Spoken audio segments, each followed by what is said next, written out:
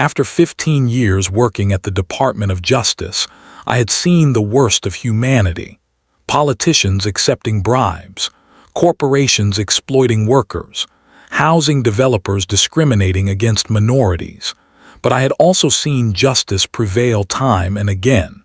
That is why I believed in the system. That is why I dedicated my life to upholding the law. And that is why, when my wife passed away 3 years ago, I knew I needed to find a stable environment where my daughter Emma could thrive despite her mobility challenges. Emma was born with cerebral palsy, which affects her muscle control and coordination. She uses a wheelchair to get around, but her disability has never dimmed her spirit. Her smile could light up the darkest room, her laugh could melt the coldest heart, and her determination to experience life fully inspired everyone who met her. As a single father, my entire world revolved around making sure Emma had every opportunity to live her best life. When I found Oak Ridge Estates, it seemed perfect. The neighborhood sat 20 minutes outside the city, close enough for my commute but far enough to escape the noise and crowds. The schools had excellent special education programs. The local medical facilities were top-notch, and the wide streets appeared wheelchair-friendly. After viewing several houses, we settled on a single-story ranch-style home with an open floor plan that could easily accommodate Emma's wheelchair.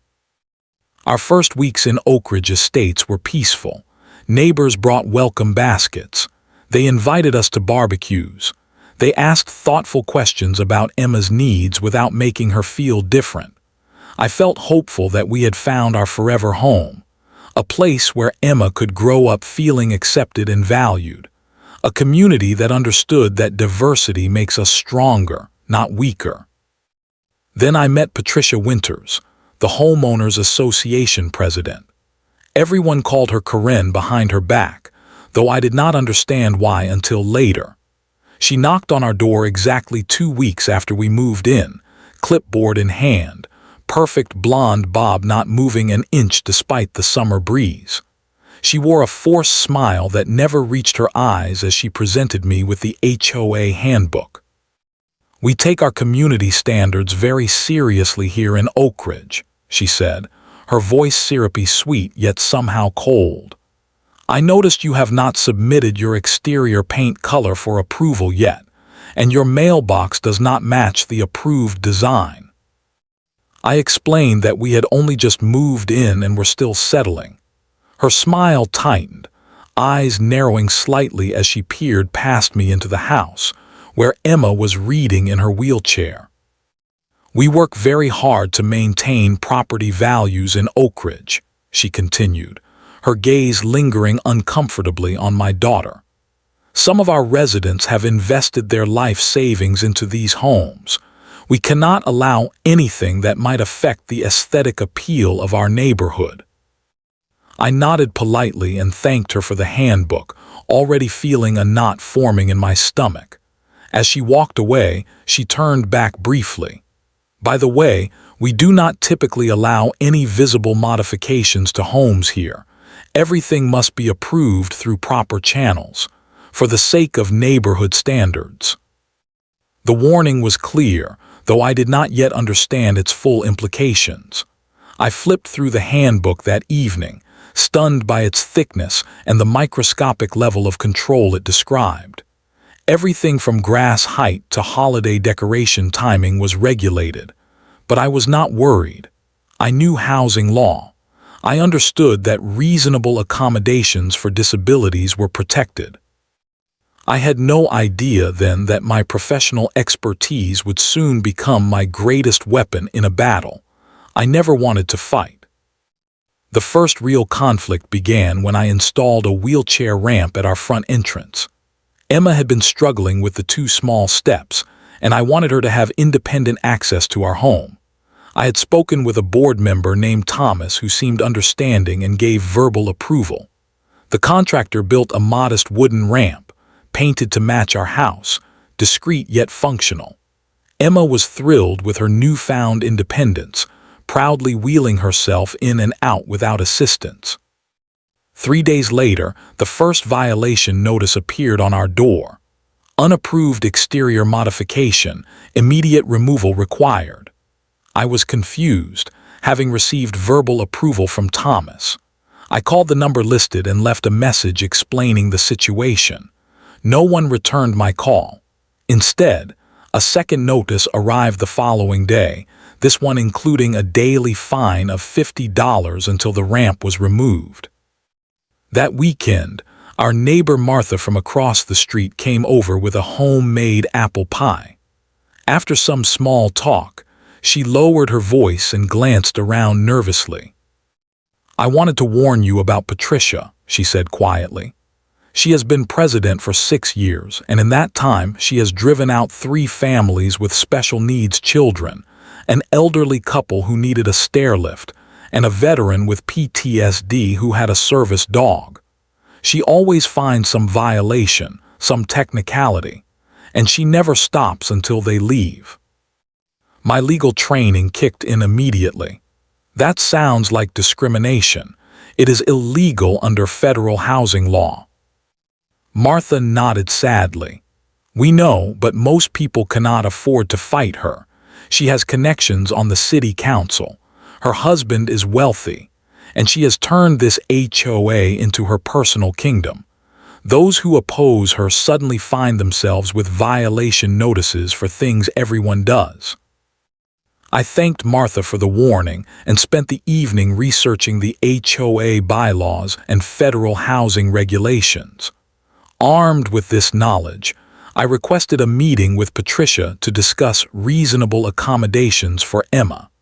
She agreed to meet at her home, a pristine colonial with not a flower out of place. "The ramp is an eyesore," Patricia stated flatly, not offering me a seat. "It decreases property values. The board cannot make exceptions, no matter the circumstances.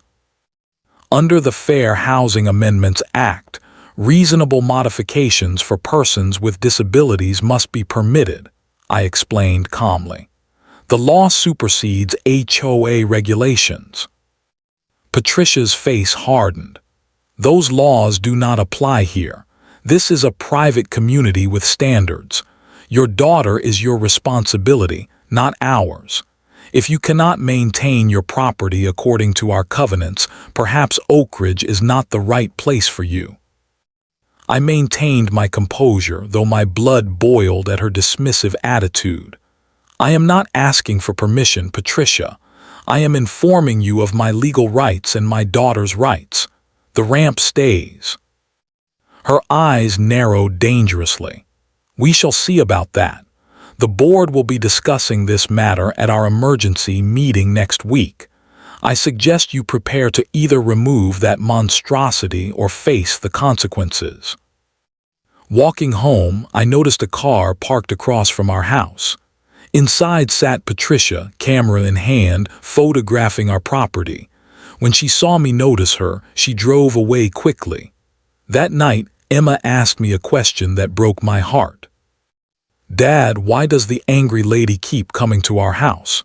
Does she not like me?" I held my daughter close. "She does not know you, sweetheart. Some people are afraid of things that are different, but do not worry.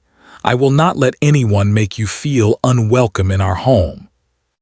The situation escalated further when Patricia confronted me in front of several neighbors as I was helping Emma into our car for a doctor's appointment. She marched up our driveway, clipboard in hand as always. "Your flagrant disregard for our community standards is unacceptable," she announced loudly, clearly performing for an audience. "First the ramp, now these widened garden paths. You cannot just redesign the neighborhood to suit your special needs. The rest of us have rights too." I calmly finished helping Emma into the car before responding. "These are reasonable accommodations protected by federal law. My daughter has every right to access our home and garden." "Special treatment," Patricia sneered, glancing at Emma. "That is what this is about. You want special treatment because of her condition." The way she said her condition made my skin crawl.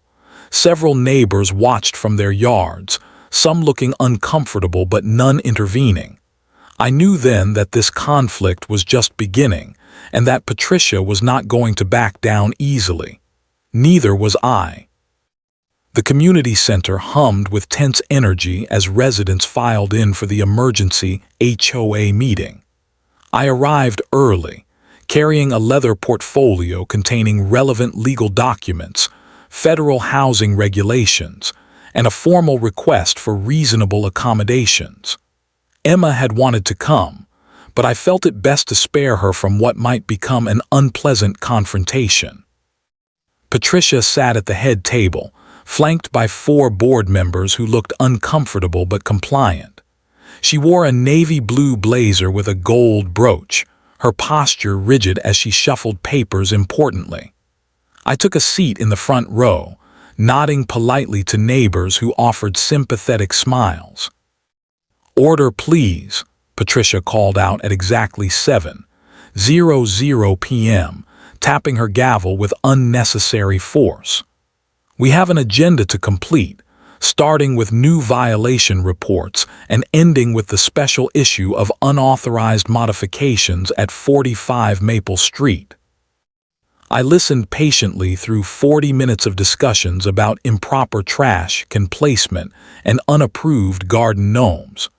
When Patricia finally announced my case, her voice took on a performative gravity. "We now address the matter of Robert Chen and his unauthorized exterior modifications. Despite multiple notices, Mr. Chen has refused to remove the wooden structure attached to his front entrance, claiming it is necessary for his daughter." I raised my hand to speak, but Patricia continued as if I were not there. "The board has reviewed this matter and determined that the structure violates Section 5.3 of our covenants, which prohibits any permanent alteration to the facade of properties without prior written approval. Mr. Chen did not submit the required paperwork, architectural drawings, or material samples." When I again attempted to speak, Patricia shot me a cold look. "The public comment period has not begun yet, Mr. Chen. Please wait your turn." Thomas, the board member who had given verbal approval for the ramp, shifted uncomfortably but said nothing. I watched as Patricia methodically built her case against me, presenting photographs of our home taken from different angles, some clearly shot from across the street. "The board recommends immediate removal of the structure and a compliance fine of $500, Patricia declared. "We will now open the floor for public comment. Please limit your remarks to 2 minutes. I stood and approached the podium, placing my materials on the surface. "Good evening. I would like to address several inaccuracies in what we just heard. First, I did receive verbal approval from board member Thomas prior to installation. Second, and more importantly, the Federal Fair Housing Act specifically protects the right of persons with disabilities to make reasonable modifications necessary for their use and enjoyment of their dwelling." Patricia interrupted. "This is not a courthouse, Mr. Chen. Federal law does not override our community covenants." "Actually, it does," I replied calmly. "The Fair Housing Amendments Act of 1988 explicitly states that housing providers cannot deny permission for reasonable modifications necessary for a disabled person to have full enjoyment of the premises. This includes private communities governed by HOAs." I distributed copies of the relevant statutes to each board member. "My daughter Emma has cerebral palsy and requires a wheelchair for mobility. The ramp is the minimum modification necessary for her to enter and exit our home independently. Under federal law, you cannot deny this accommodation." Patricia's face flushed crimson. "We are not denying anything. We are simply requiring proper procedures to be followed. If every homeowner made whatever changes they wanted without approval, this neighborhood would look like a carnival." An older gentleman in the back raised his hand. "I would like to speak." When Patricia reluctantly acknowledged him, he stood slowly. "My name is Gerald Thompson. I have lived in Oak Ridge for 20 years. I see nothing offensive about a well-built ramp that allows a child to enter her own home. What I find offensive is this vendetta against a family who is simply trying to live their lives with dignity." Murmurs of agreement rippled through the room. A younger woman stood next. "I agree. My sister has multiple sclerosis. If she wanted to visit me, she would need a ramp too. Are we saying disabled people are not welcome in our community?" Patricia banged her gavel repeatedly. "We are not discriminating against anyone. We are enforcing standards that everyone agreed to when purchasing their homes. Standards that must comply with federal law," I added firmly. "I am not asking for special treatment. I am asking for equal access for my daughter, which is her legal right." The meeting devolved from there. Patricia became increasingly agitated as more neighbors spoke in support of our ramp. Her face grew redder, her voice sharper. When Thomas finally found his courage and confirmed he had indeed given verbal approval, Patricia cut him off. "The board will need to deliberate on this matter further," she announced abruptly. "Until then, the violation stands. If the structure is not removed within 7 days, fines will begin accumulating. Meeting adjourned." As people filed out, several neighbors approached to express support. One woman named Rebecca whispered, "She got my meditation garden removed last year, called it excessive landscaping. Do not let her bully you." Another pressed a folded note into my hand. When I opened it later, it contained a list of names and phone numbers with the message, "Former residents forced out by Patricia. They might help. You are not alone." That night, I drafted a formal complaint to the HOA board documenting the discrimination and citing relevant laws. I hand-delivered copies to each board member the next day. 2 days later, I received a curt response from Patricia stating that my complaint had been reviewed and dismissed for lack of merit. The battle lines were drawn, but I was just beginning to fight. Spring had arrived in full glory, and with it came the first truly warm Saturday of the year. Emma had been confined indoors for much of the winter, so when the temperature climbed above 70 degrees, she begged to spend time in our front garden. I helped her navigate her wheelchair down the ramp that had caused so much controversy, and positioned her near the flower beds we had planted together. She wore her favorite yellow sundress and a wide-brimmed hat to protect her fair skin. "Can I water the flowers by myself today?" she asked, her eyes bright with determination. "Of course," I answered, handing her the small watering can. "I will be right inside making lunch. Just call if you need anything." Emma beamed with pride as she carefully watered each plant, humming softly to herself. From the kitchen window, I watched her, my heart full at her simple joy. I had just finished making sandwiches when my phone rang. It was my colleague from the Department of Justice, calling about a case we were working on. I stepped away from the window to retrieve my notes from my office, the call lasting perhaps 10 minutes. I never should have left her alone. When I returned to the kitchen, I heard shouting. My heart dropped as I recognized Patricia's strident voice. I rushed outside to find her standing over Emma, waving her arms wildly. "This is exactly what I warned everyone about." Patricia was yelling, her face contorted with rage. "The property values, the neighborhood standards. Now we have to look at this all day." Emma's face had crumpled, tears streaming down her cheeks. "I live here," she said softly. "I am just watering our flowers." "Do not talk back to me," Patricia snapped, her voice rising further. "This is not a hospital. This is not a special needs facility. This is a respectable neighborhood, and you are an eyesore." I began running toward them, but what happened next seemed to unfold in horrible slow motion. Emma, upset but brave, looked up at Patricia and said, "My dad says I have the same rights as everyone else." Patricia's face transformed into something inhuman. "How dare you?" she snarled, and before I could reach them, she slapped Emma hard across the face. The sound cracked through the quiet neighborhood like a gunshot. Emma cried out in pain and shock, but Patricia was not finished. She slapped her again, and then a third time, screaming about respect and knowing one's place. "You need to learn your lesson. You people think you deserve special treatment."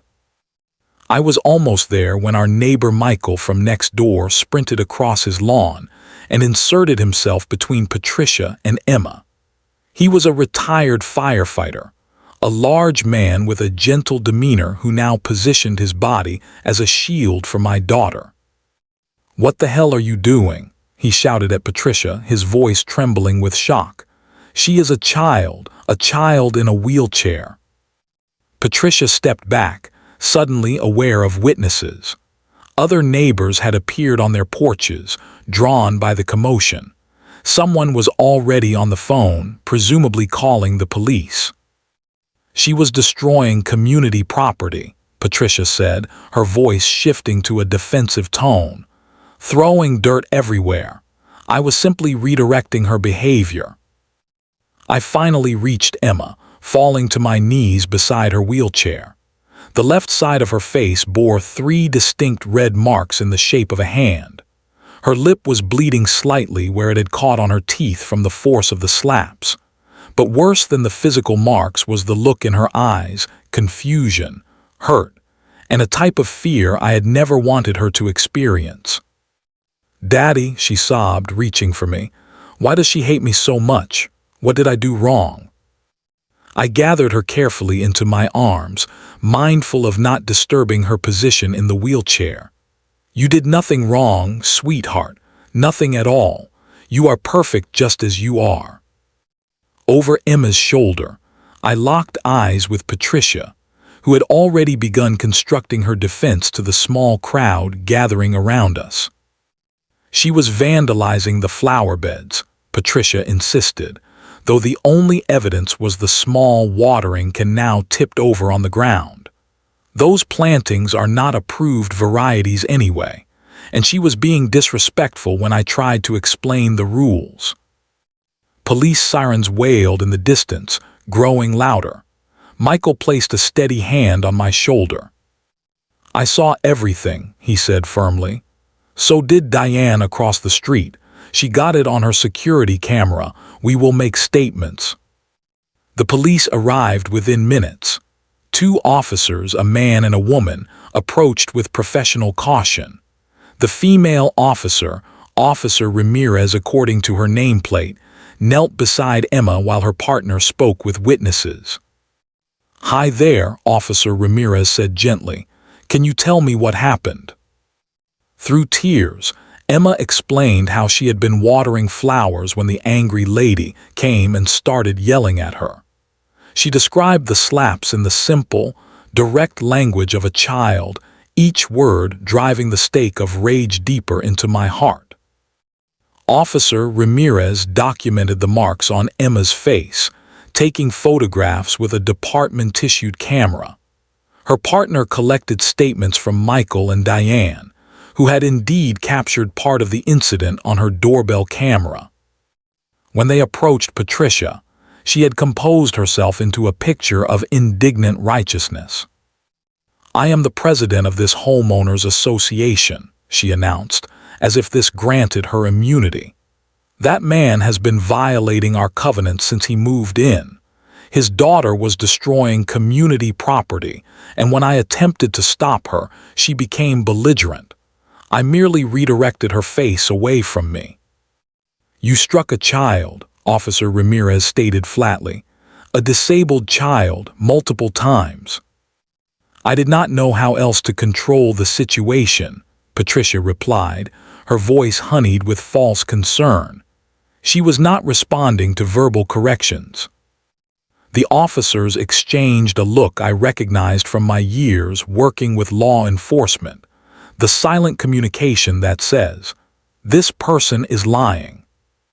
"We need you to come to the station to make a formal statement," the male officer told Patricia. "This is a serious matter." "Am I being charged with something?" Patricia demanded, incredulous. "At minimum, assault of a minor," he replied. "The district attorney will determine final charges after reviewing the evidence." As they escorted Patricia to the police car, I held Emma close, whispering reassurances though my own hands were shaking with rage and shock. I had spent my career fighting for justice for others. Now, that fight had become terrifyingly personal. What Patricia did not know, what she could not have known, was that she had just assaulted the daughter of someone who not only understood the law but had spent a lifetime enforcing it. And I would use every legal tool at my disposal to ensure she faced the consequences of her actions. The emergency room doctor was gentle as she examined Emma's face. The slaps had left distinct bruising along her cheekbone and jawline. "We need to document these injuries thoroughly," she explained, photographing each mark from multiple angles. "Child Protective Services will need to be notified, which is standard procedure in cases of assault on a minor." I nodded, understanding the protocol but feeling a strange disconnect between my professional knowledge and my personal anguish. Emma had finally stopped crying, but she flinched at every touch, her eyes constantly scanning the room as if expecting Patricia to appear again. "Will you need to speak with a counselor?" the doctor asked Emma softly. Emma looked at me uncertain. "Can Daddy stay with me?" "Of course," the doctor assured her. "Your dad will be with you the whole time." We spent 4 hours at the hospital completing examinations, speaking with a child psychologist and filing reports. When we finally returned home, Emma was exhausted but still too frightened to sleep alone. I made a bed for her on the couch in my home office, where she could see me working at my desk, drawing comfort from my presence. Once Emma had finally drifted off, I began methodically organizing my response. My dining room transformed into an investigation headquarters. On one wall, I created a timeline of events since our arrival at Oak Ridge Estates. On another, I pinned copies of all HOA communications, violation notices, and meeting minutes I had collected. My laptop remained open to a spreadsheet where I documented every interaction with Patricia and the board. Sleep was a luxury I could not afford. The parental instinct to protect warred with my professional training in building cases. Both sides agreed on one thing: this would not be about vengeance. It would be about justice, not just for Emma, but for anyone who had suffered under Patricia's discriminatory regime. The next morning, I called Marcus Rodriguez, a trusted colleague from the DOJ's Civil Rights Division. "I need your advice," I told him after explaining the situation. "This has become personal, which means I need objective guidance." Marcus was silent for a moment. "Robert, what she did was not just morally reprehensible but potentially falls under several federal statutes: assault, civil rights violations, housing discrimination. You have grounds for both criminal charges and civil action, but you need to be careful. You cannot be both the aggrieved father and the prosecutor." "I understand," I replied. "I need to separate my roles." "Document everything," Marcus advised, "and let me make some calls. There are people who should know about this situation officially." Over the next few days, as Emma began therapy sessions to process her trauma, I received an unexpected email from a woman named Sophia Williams. The subject line read, "We were driven out too." "Mr. Chen," the email began, "I heard about what happened to your daughter. My family lived in Oak Ridge for 6 months in 2018. Our son has autism, and Patricia made it her mission to force us out after we installed special safety locks and window guards. She claimed they destroyed the architectural integrity of the neighborhood. We couldn't afford to fight legally, so we left. We weren't the only ones. More emails followed. An elderly couple who had needed a wheelchair ramp, much like ours. A single mother whose therapy dog for PTSD had been deemed an unauthorized pet. A black family who had been cited for violations that white neighbors with identical situations never received. A pattern emerged. A systematic campaign to remove anyone who did not fit Patricia's narrow vision of what her perfect neighborhood should look like. I created a detailed database of these cases, noting dates, specific actions taken by Patricia, and outcomes.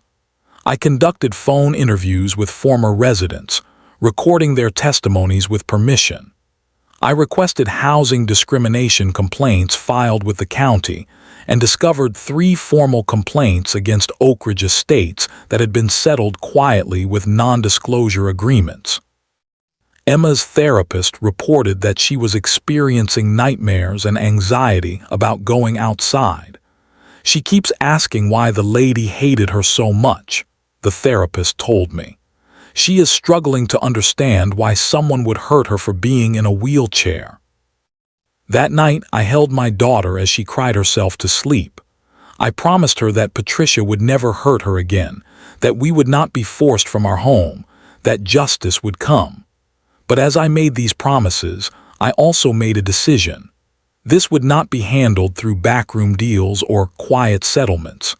The pattern of discrimination Patricia had established needed to be exposed and addressed systemically. I called Marcus again. I need to consult with the housing discrimination team, I told him. This goes beyond one assault. This is about a years-long pattern of civil rights violations. I thought you might come to that conclusion, Marcus replied. I have already spoken with Director Harmon. The department is prepared to open a formal investigation if you decide to file an official complaint. I looked at the wall of evidence I had compiled, then at Emma sleeping fitfully on the couch in my office. Schedule the meeting, I said. It is time to bring the full weight of the law to bear on this situation. When I hung up, I felt a strange calm replace the rage that had driven me for days. Patricia had no idea what she had set in motion. She had built her little kingdom on discrimination and fear, never imagining that one day she would target someone with both the knowledge and resources to dismantle it entirely. The emergency HOA meeting was Patricia's idea. Following her arrest and subsequent release on bail, she had been uncharacteristically quiet for a week. Then the certified letters arrived not just to my home, but to every household in Oak Ridge Estates. The meeting was scheduled for 7:00 p.m. on a Tuesday, with a single agenda item: vote on the removal of homeowners in violation of community standards. It did not take much to determine I was the target. The letter contained thinly veiled references to accommodations that have proven disruptive to community harmony and behavior inconsistent with neighborhood values. Patricia was making her move, attempting to rally the community to her side and have us expelled before her assault case progressed. I spent the intervening days finalizing preparations. I spoke with my supervisors at the Department of Justice, who not only approved my actions but offered resources. I contacted the families who had reached out, confirming they would be willing to testify if needed. I arranged for Emma to spend the evening with Martha, our supportive neighbor, sparing her from witnessing the confrontation. On the night of the meeting, I arrived 10 minutes early, accompanied by 3 colleagues from the DOJ's Civil Rights Division, including Marcus. We wore formal business attire and carried briefcases containing documentation of every violation Patricia and the HOA had committed. 2 local news reporters stood outside the community center, alerted by an anonymous tip about potential civil rights violations. Patricia had arranged the room differently this time. The board table stood on a raised platform, with her chair prominently centered, a visual reminder of her perceived authority. The seating for residents had been arranged in a semicircle, theater style. She clearly intended this to be a performance, her show of power. Her expression when she saw me enter with my colleagues was momentarily satisfying, a flash of uncertainty quickly masked by determination. She had not expected reinforcements. She had expected to face a single, emotionally distraught father whom she could dismiss as irrational. The room filled quickly. Neighbors nodded to me, some offering quiet words of support, others keeping their distance, uncertain which way the wind would blow. Patricia called the meeting to order precisely at 7:00 p.m., her gavel striking with authoritative force. "We gather tonight to address serious violations that threaten the standards and values of our community," she began, her voice carrying the practiced tone of someone who believes absolutely in their own righteousness. "Recent events have demonstrated that certain elements are incompatible with the harmonious environment we have worked so hard to maintain." She launched into a carefully worded speech about property values, community standards, and the sacrifices all homeowners must make for the collective good. She never mentioned Emma or the assault directly, but the implication was clear. We were the problem, not her actions. "Therefore," she concluded, "the board recommends immediate commencement of expulsion proceedings against the Chen household, as permitted under Section 12.4 of our covenants." She glanced at me, a slight smile playing at the corners of her mouth. "Mr. Chen, you may have 2 minutes to address the board before we vote." I stood slowly, straightening my tie. "Thank you, Ms. Winters. Before I begin, I would like to introduce my colleagues." Patricia frowned. "This is a closed community meeting. Outside parties are not permitted to speak." "They are not here to speak," I replied calmly. "They are here in their official capacity as representatives of the United States Department of Justice, Civil Rights Division, Housing and Community Enforcement Section." A murmur ran through the room. Patricia's face paled slightly. "For those who do not know me well," I continued, "my name is Robert Chen. I am a senior prosecutor specializing in housing discrimination cases. I have served at the Department of Justice for 15 years. The room fell absolutely silent. I had never revealed my specific role before, having only mentioned that I worked for the DOJ. Patricia's eyes widened as the full implications hit her. "The Department of Justice has opened a formal investigation into the systematic pattern of discrimination perpetrated by this homeowners association under Ms. Winters' leadership. This investigation was already underway before Ms. Winters physically assaulted my disabled daughter last week." Marcus stood and connected his laptop to the projector. The screen filled with a timeline showing documented cases of discrimination against families with disabilities, elderly residents, minorities, and others who had been targeted by Patricia's leadership. "We have identified 17 separate cases where residents were forced out of this community through selective enforcement of rules, harassment, and illegal denial of reasonable accommodations. We have documented over 40 instances where Ms. Winters personally violated the Fair Housing Act, the Americans with Disabilities Act, and various state civil rights statutes." The projection changed to show photographs of Emma's bruised face after the assault, followed by security camera footage from our neighbor's house, clearly showing Patricia striking my daughter repeatedly. "This is not a matter for an HOA vote," I stated firmly. "This is a matter for federal prosecution. Ms. Winters is currently facing assault charges, but those are just the beginning. The Department of Justice will be pursuing civil rights charges carrying penalties of up to $100,000 per violation and possible imprisonment. Patricia stood up abruptly. This is absurd.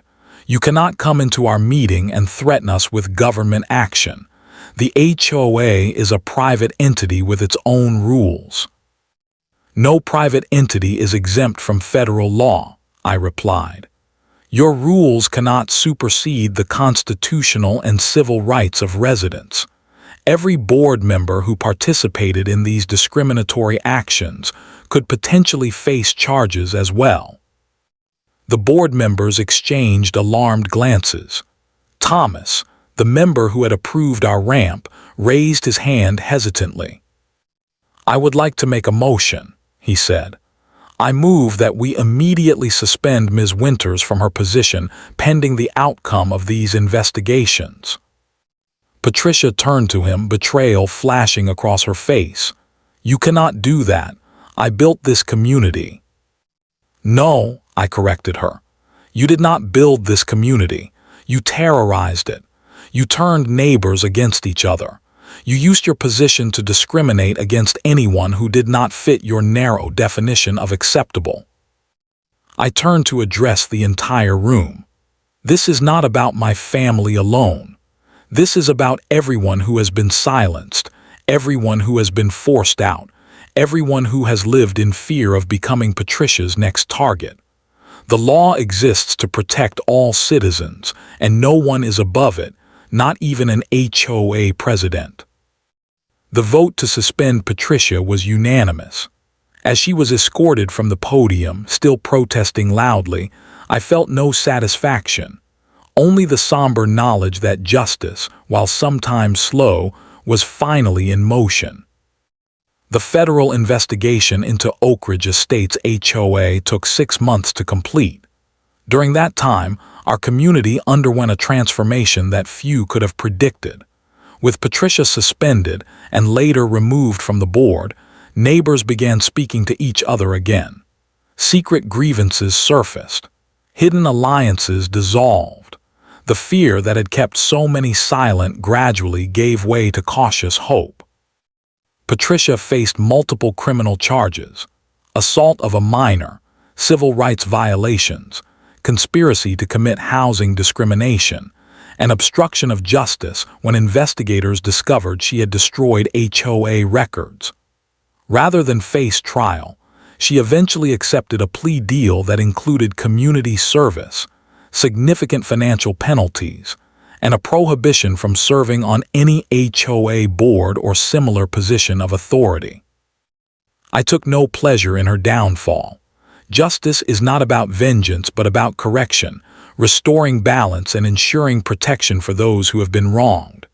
For Emma, justice meant slowly reclaiming her sense of safety and belonging. The physical bruises healed within weeks, but the emotional wounds took longer. Her therapist worked with her twice weekly, helping her process the trauma and rebuild her confidence. The first time Emma asked to go outside to the garden again was a milestone. I watched from the doorway as she hesitantly wheeled down the ramp, pausing at the bottom to look around nervously. Our neighbor Michael waved from his yard, and Martha brought over a small flowering plant for Emma to add to our garden. These simple acts of kindness meant everything.